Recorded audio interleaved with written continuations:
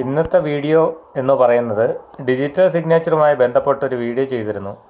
അപ്പോൾ അതിൽ മിക്കുള്ള ആൾക്കാർക്കും ഡിജിറ്റൽ സൈനർ റൺ ആവുന്നില്ല അല്ലെങ്കിൽ ഇൻസ്റ്റാൾ ആവുന്നില്ല എന്നുള്ള പറയുന്നുണ്ടായിരുന്നു. അപ്പോൾ അതെങ്ങനെ പരിഹരിക്കാമെന്ന് ഈ വീഡിയോയിലൂടെ നോക്കാം. ആദ്യമായി അതിനുവേണ്ടി ദിസ് PC ഓപ്പൺ ചെയ്യുക. അതിനുശേഷം ഇൻസ്റ്റാൾ ചെയ്തേക്കുന്ന ഓപ്പറേറ്റിംഗ് സിസ്റ്റം ഇൻസ്റ്റാൾ ചെയ്തേക്കുന്ന ഡ്രൈവ്, അതായത് സിയിലായിരിക്കും ഇൻസ്റ്റാൾ ചെയ്തിരിക്കുന്നത്, അത് ഓപ്പൺ ചെയ്യുക. അതിനുശേഷം വിൻഡോസ് സിസ്റ്റം 32,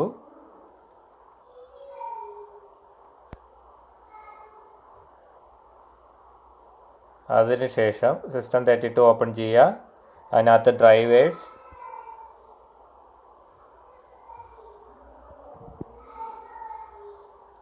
അതിനുശേഷം ETC. ഈ ETC എന്ന ഫോൾഡറിനെ റൈറ്റ് ക്ലിക്ക് ചെയ്ത് പ്രോപ്പർട്ടീസ് എടുക്കുക. അതിനുശേഷം സെക്യൂരിറ്റി ടാബ് ഓപ്പൺ ചെയ്യുക. അഡ്വാൻസ് ഓപ്ഷൻ, ചേഞ്ച്, ഇവിടെ everyone എന്ന് ടൈപ്പ് ചെയ്യുക. ചെക്ക് നൈംസ് കൊടുത്താൽ മതി. എവരി കൊടുത്തിട്ട് ചെക്ക് നൈംസ് കൊടുത്താൽ everyone വരും.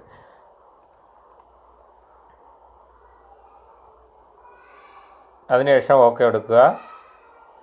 അഗൈൻ അപ്ലൈ, ഓക്കെ,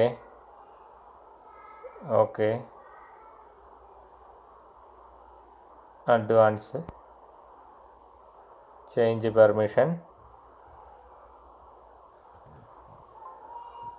ആഡ്, ഇവിടെ everyone ആഡ് ചെയ്യുക. everyone, select principal, everyone, okay. Full control tick ചെയ്യുക. ഇത് ഫുള്ള് ടിക്ക് വേണം. അതിനുശേഷം ഓക്കെ കൊടുക്കുക. അപ്ലൈ കൊടുക്കുക. യെസ് കൊടുക്കുക. ചേഞ്ചസ് ഉണ്ടോ എന്നാണ് ചോദിച്ചേക്കുന്നത്, ഉറപ്പുവരുത്താൻ വേണ്ടിയാണ്. അതിന് ഓക്കെ കൊടുക്കുക. അതിനുശേഷം വീണ്ടും ETC എന്ന ഫോൾഡറിനെ റൈറ്റ് ക്ലിക്ക് ചെയ്ത് പ്രോപ്പർട്ടീസ് എടുക്കുക. അതിൽ റീഡ് ഒൺലി ആയിരിക്കും കിടക്കുന്നത്. റീഡ് ഒൺലി ചേഞ്ച് ചെയ്യുക, അൺടിക്ക് ചെയ്യുക. അപ്ലൈ, ഓക്കെ കൊടുക്കുക. അഗൈൻ ഓക്കെ കൊടുക്കുക. ക്ലോസ് ചെയ്യുക. ഇനി ഡിജിറ്റൽ സിഗ്നേച്ചർ, അതായത് ഡിജിറ്റൽ സൈനർ ഇൻസ്റ്റാൾ ചെയ്താൽ മതിയാകും. പ്രോപ്പറായിട്ട് വർക്ക് ചെയ്യും. അഥവാ ഇൻസ്റ്റാൾ ചെയ്ത പ്രോഗ്രാം ആണെങ്കിൽ അൺഇൻസ്റ്റാൾ ചെയ്തിട്ട് ഒന്നുകൂടി ഇൻസ്റ്റാൾ ചെയ്താൽ മതിയാകും.